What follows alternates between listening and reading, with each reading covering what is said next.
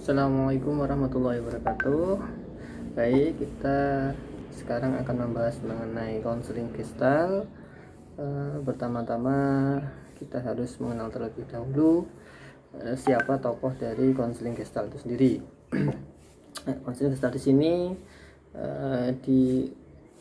ditemukan atau dikembangkan oleh Erving Polster. Beliau lahir pada tahun 1922. Nah, itu sekilas mengenai biografi singkat dari Erving Polster selaku penemu atau ahli dari konseling gestal. Oke, selanjutnya akan saya jelaskan mengenai pengantar konseling gestal. Nah, konseling gestal adalah pendekatan eksistensial, fenomenologis, dan berbasis proses yang dibuat pada premis bahwa individu harus dipahami dalam konteks hubungan berkelanjutan antara mereka dengan lingkungannya. Nah, seperti itu. Nah, di sini tujuan awal dari konseling gestal adalah agar konseli memperluas kesadaran mereka tentang apa yang mereka alami di saat ini. Seperti itu. Dengan demikian, dari kesadaran itu akan terjadi perubahan secara otomatis dalam diri individu itu sendiri.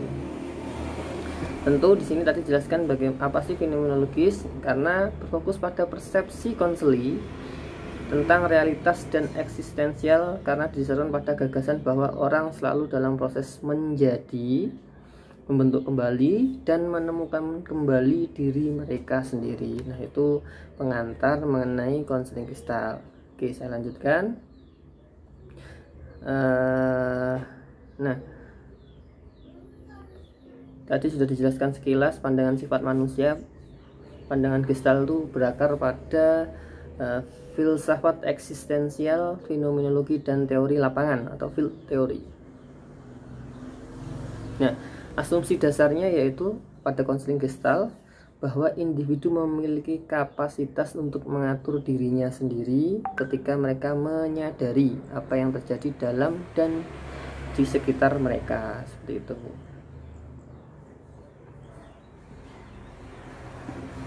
Oke, saya lanjutkan. Prinsipnya pada konseling gestal itu berbasis pada now and here, artinya sekarang dan di sini, seperti itu. Nah, akan saya singgung apa sih individu yang dikatakan sehat dan individu yang dikatakan bermasalah, atau pribadi sehat dan pribadi bermasalah. Nah, di sini saya mulai dengan pribadi sehat. Itu pribadi sehat di sini adalah individu yang mampu mempertahankan kesadarannya, nah, tanpa terpecah dari berbagai stimulasi dari lingkungan yang mengganggu perhatian individu itu sendiri. Dan individu juga bisa merasakan dan menyadari berbagai konflik pribadi dan frustasi dengan kesadaran dan konsentrasi yang tinggi tanpa ada campuran dengan fantasi-fantasi. Jadi benar-benar bisa memahami konflik yang sedang terjadi dalam dirinya, seperti itu. Yang ketiga, individu dapat membedakan konflik dan masalah yang dapat diselesaikan dan tidak dapat diselesaikan, artinya bisa membedakan keadaan masalah yang sudah selesai dan belum selesai, seperti itu. Tentu yang keempat, individu dapat mengambil tanggung jawab atas hidupnya sendiri. Kemudian yang kelima, individu berfokus kepada kebutuhan pada satu waktu. Nah, seperti itu, sehingga ketika kebutuhan terpenuh disebut juga sebagai kebutuhan yang sudah lengkap, seperti itu. Nah, sekarang selanjutnya yaitu pribadi bermasalah, yang sering kali diungkapkan oleh konseling gestal, para praktisi konseling gestal, yaitu istilah unfinished business atau sesuatu yang belum terselesaikan, masalah yang belum terselesaikan. Masalah apa sih yang dimaksud? Nah, di sini bisa jadi ada pertentangan antara keberadaan sosial dan biologis individu itu, atau ketidakmampuan individu mengintegrasikan antara pikiran, perasaan, dan tingkah lakunya. Bisa jadi ada kesenjangan antara sekarang dan yang akan datang. Tentu ada juga yang individu itu melarikan diri dari kenyataan ya, tadi itu dari unfinished business-nya itu sendiri seperti itu. Oke, itu tadi sudah saya singgung mengenai pribadi sehat dan pribadi bermasalah. Sekarang akan saya singgung mengenai proses konselingnya, yaitu tujuan konseling. Tujuan konselingnya yaitu konseling Gestalt tidak mengacu pada metodologi yang berorientasi pada tujuan semata, tetapi konselor juga memperhatikan tujuan dasarnya, yaitu membantu konseli untuk mencapai kesadaran yang lebih besar. Jadi mencapai kesadaran yang lebih besar dan dengannya pilihan yang besar. Artinya dengan kesadaran yang sudah dimiliki oleh konseli, maka pilihannya juga akan sendirinya mengikuti seperti itu.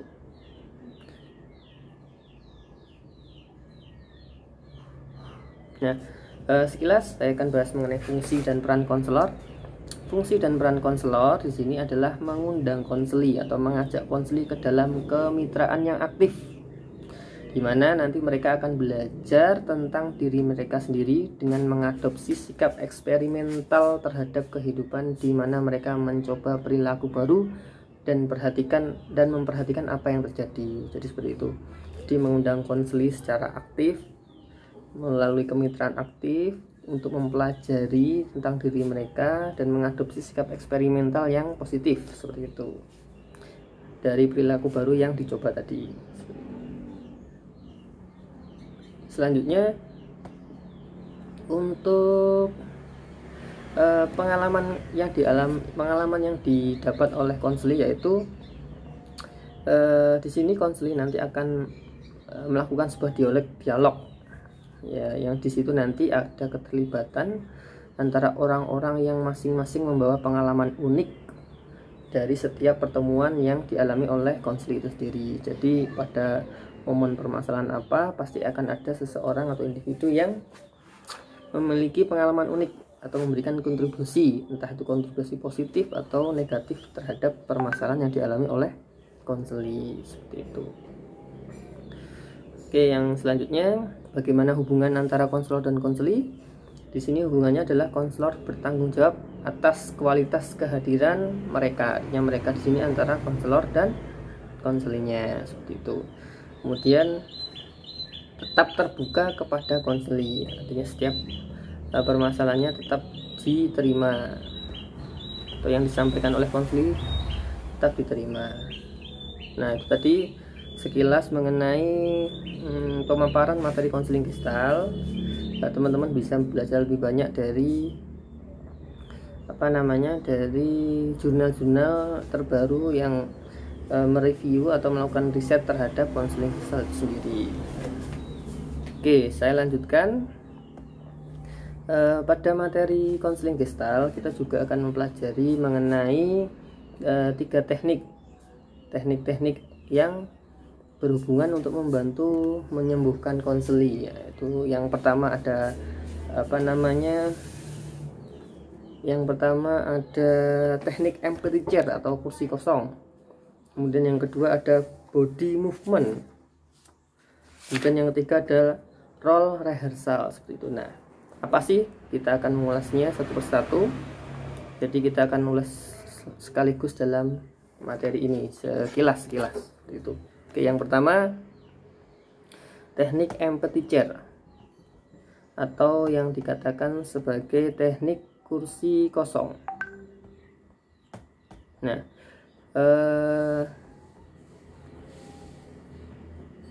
pada dasarnya teknik ini adalah teknik bermain peran atau role play. Nah, yang mana di sini nanti semua bagiannya akan dimainkan oleh konseli. Jadi dalam permainan kursi kosong nanti yang memainkan adalah konseli itu sendiri. Seperti itu. Saya ulangi. Jadi permainan kursi kosong nanti yang memainkan adalah konseli itu sendiri. Nah, di sini nanti bagaimana pelaksanaannya? Jadi dalam penerapannya nanti konselor akan menyediakan 2 buah kursi kosong. Nah, di sini nanti konseli akan diminta berperan menjadi top dog dan underdog. Artinya bagaimana memerankan peranan yang Misalkan top dognya dia itu individu yang agresif, yang underdog adalah individu yang sebaliknya adalah pesimis atau di bawah tekanan dan lain sebagainya. Jadi di sini nanti akan terjadi dialog antara diri konseli itu sendiri ketika dia berperan sebagai top dognya, seseorang yang agresif, dan dia akan memerankan juga sebagai underdognya, seseorang yang pesimis. Kalau misalkan kita pakai contoh tentang kasus bullying, maka konseli di sini nanti akan belajar mengenai bagaimana dia berperan sebagai bulliernya atau pembulinya, dan juga dia juga akan memerankan sebagai korban dari bullying itu sendiri. Nah, di sini nanti harapannya konseli akan mendapatkan kesadaran baru seperti itu. Tentu latihan ini membantu konseli berhubungan dengan perasaan atau sisi mereka sendiri yang mungkin mereka tolak. Nah, alih-alih hanya berbicara tentang konflik, mereka akan mengintensifkan perasaan dan mengalami sepenuhnya bagaimana dia berperan sebagai top dognya, bagaimana dia berperan sebagai underdognya, seperti itu. Nah, lebih lanjut, teknik empathy chair membantu konseli menyadari bahwa perasaan itu adalah bagian yang sangat nyata diri mereka sendiri, dan intervensi ini mencegah konseli melepaskan perasaan itu.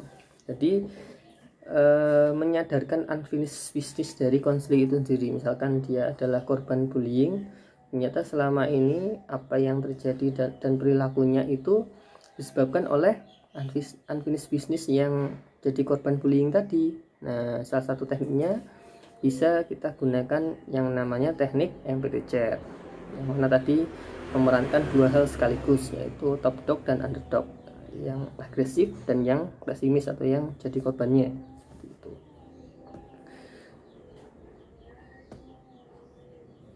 Sehingga diharapkan nanti konseli juga akan mendapatkan pengalaman langsung bagaimana memerankan keduanya, dan bagaimana perasaan itu ternyata selama ini mengakibatkan permasalahan yang tidak selesai, seperti itu. Oke, yang kedua itu tadi yang pertama mengenai teknik kursi kosong. Sama halnya juga dijelaskan dalam buku 40 teknik yang harus diketahui setiap konselor, juga seperti itu, langkah-langkahnya juga sama. Dan memang seperti tadi, salah satu sifatnya dari konseling Gestalt adalah eksperimental. Nah, tentu ini juga harus dilaksanakan agar perubahan perilakunya juga bisa melekat dalam diri konseli itu sendiri. Nah, di sini juga disebutkan bahwa teknik kursi kosong juga berguna menangani klien untuk memecahkan permasalahan yang belum selesai. Tadi juga sudah dibahas mengenai unfinished business, seperti itu. Oke, yang kedua mengenai teknik body movement. Kalau yang pertama mengenai kursi kosong, maka yang kedua tentang body movement. Nah, di sini yang harus digarisbawahi di sini, Peirce selaku penemunya konseling Gestalt percaya bahwa komunikasi verbal dan nonverbal mampu mengungkapkan isyarat-isyarat yang difokuskan pada dan dilebih-lebihkan untuk memperdalam pemahaman klien tentang pikiran dan perasaan yang mendasari pengalaman dan respon emosional. Nah, di sini cara pelaksanaannya, jadi selama proses konseling Gestalt dilaksanakan, konselor selalu memperhatikan, mengamati, dan mengobservasi di seluruh tingkah laku, seluruh bahasa tubuhnya, baik verbal dan non-verbal, dari diri klien, seperti itu. Nah, tentu dengan memperhatikan itu, nanti konselor profesional seharusnya bisa memahami bagaimana gestur itu muncul. Misalkan ada konseli yang memunculkan body movementnya, dia gemetaran, giginya sering menggigit-gigit, atau tangannya yang kelihatan menggerakkan jari-jarinya, atau mungkin mengepal genggaman tangan, atau mengertikkan kening seperti gini. Nah, itu kan bahasa-bahasa tubuh yang seringkali dimunculkan oleh konseli. Nah, di sini pemanfaatan teknik body movement itu dilakukan dengan diawali dengan mengidentifikasi. Nah, setelah diidentifikasi, maka konselor meminta klien untuk melebih-lebihkan gestur-gestur yang sudah dipilih tadi, dengan harapan makna gestur itu bisa lebih jelas. Jadi misalkan ketika proses konseling itu konselor sering mengernyitkan dahi. Nah, di sini konselor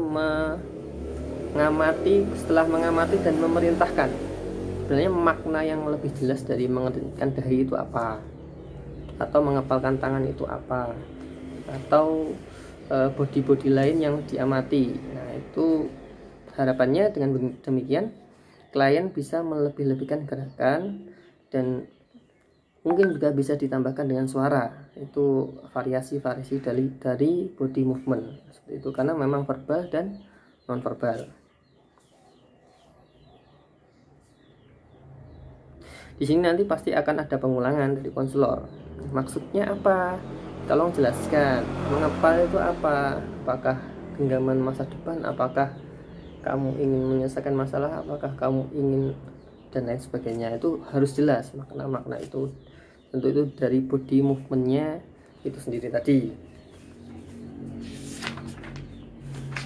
Manfaatnya di sini dijelaskan bahwa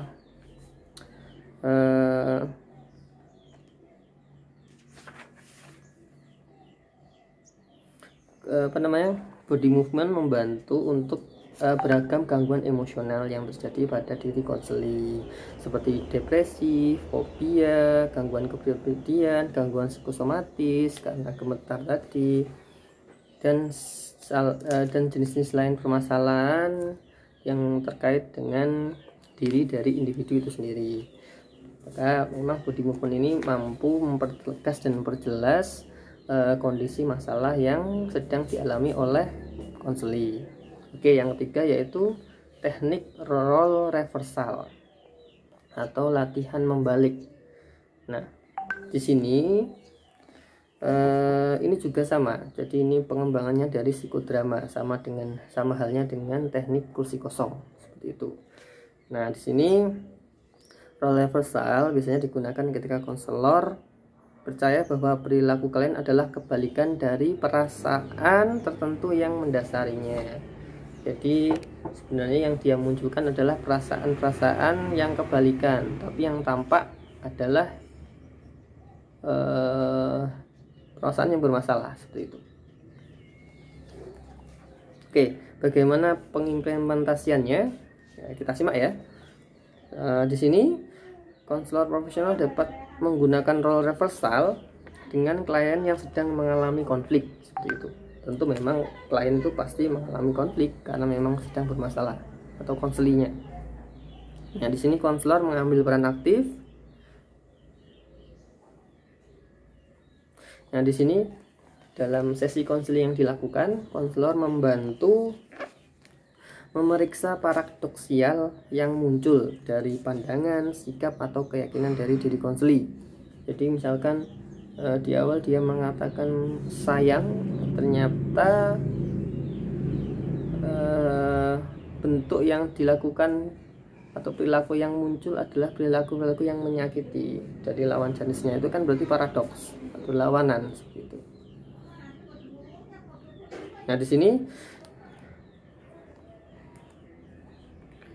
bagaimana pelaksananya?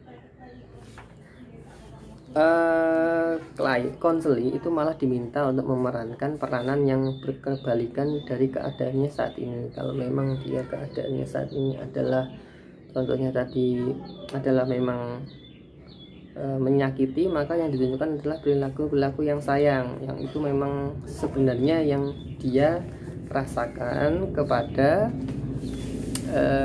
permasalahannya itu sendiri. Nah, itu harus ditekankan dan diperankan. Dengan demikian akan memperdalam koneksi-koneksi emosionalnya dan mengatasi isu-isu yang mendasarinya. Ternyata misalkan tadi yang muncul perilakunya adalah menyakiti, itu sebenarnya adalah bentuk peran yang berkebalikan, yang sebenarnya bahwa dirinya adalah memang benar-benar sayang dengan misalkan dengan kekasihnya, atau sesuai atau disesuaikan dengan jenis permasalahannya, seperti itu. Nah, ada variasi. Di sini variasi juga bisa dilaksanakan dengan klien diminta memainkan orang lain yang terlibat di dalam situasinya. Jadi misalkan tadi adalah sayang, aslinya dia sayang tapi perilaku yang muncul adalah menyakiti. Di sini bisa konseli juga memerankan peranan pada orang lain yang terlibat dalam permasalahan itu. Misalkan ada orang tuanya, misalkan ada teman atau kerabatnya, dan lain sebagainya. Maka memang jelas role rehearsal itu sendiri juga diperankan oleh diri konseli itu sendiri. Nah, beberapa saya amati dari diskusi teman-teman, ada sedikit kebingungan penerapan antara empathy chair sama role rehearsal. Nah, perlu dipahami keduanya itu berbeda, tapi memang samanya artinya mereka atau teknik itu adalah teknik psikodrama, dikembangkannya juga dengan bermain peran seperti itu. Yang membedakan yaitu adalah ketika empathy chair di sini konseli memerankan dua peranan, yaitu peranan top dog dan underdog. Misalkan dalam kasus bullying, maka dia pelaku dan korban. Dan dalam pelaksanaan kursi kosong sudah jelas ada dua kursi yang disediakan oleh konselor.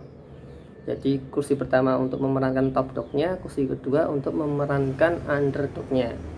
Jadi nanti konselor meminta konseli untuk melaksanakan teknik itu, konselor mengamati lebih jelas seperti apa ketika memerankan, dan nanti konselor membantu meyakinkan dan menyadarkan ini loh sebenarnya yang sedang kamu alami, sehingga membuat perilakumu saat ini bermasalah, sehingga ada yang dikatakan sebagai unfinished business dari permasalahanmu. Nah, itu yang mengenai teknik bermain peran, yaitu kursi kosong. Oke. Lalu bedanya dengan role rehearsal, kalau role rehearsal di sini konseli hanya sebatas memerankan peranan yang berkebalikan dari keadaan yang sedang dialami. Misalkan tadi perilakunya adalah menyakiti, melukai, dan lain sebagainya, maka dia harus menunjukkan peran yang sebaliknya, itu menyayangi dan lain sebagainya. Tentu penentuan peran ini juga perlu pengamatan yang lebih mendalam dari seorang konselor. Jadi kita juga harus bisa menentukan sebagai seorang konselor unfinished business apa yang sedang dialami oleh si konseli. Nah, itu bedanya teknik kursi kosong dengan teknik role rehearsal. Tentu akan sangat berbeda dengan teknik body movement, karena body movement ini konselor hanya sebatas memperhatikan gerak-gerik dari bahasa tubuhnya, baik verbal dan non verbal dari konseli ketika di dalam sesi konseling. Misalkan dia sering mengetuk-ngetukkan tangan di jari, nah di situ setelah diamati dan itu intensitasnya tinggi, maka konselor meminta konseli untuk melaksanakan atau mempertegas dari pengetukan tangan tadi, jari-jari tangan tadi. Dari situ digali sebenarnya maknanya apa, kok itu sering dilakukan oleh konseli. Nah, seperti itu tiga tekniknya. Oke, sekian tadi kita sudah jelaskan sekilas mengenai konseling Gestalt dan tiga teknik yang kita pelajari, dan ini juga berupaya membantu menjawab beberapa diskusi dari teman-teman kelas bimbingan konseling Islam. Nah, semoga ilmu ini bisa bermanfaat. Tetap jaga kesehatan lahir batin teman-teman, nggak usah stres. Yang penting semoga ilmu yang kita pelajari bisa bermanfaat. Saya akhiri sesi konseling Gestalt, materi konseling Gestalt. Terima kasih. Akhir kata dari saya, wabillahi walhidayah. Wassalamualaikum warahmatullahi wabarakatuh.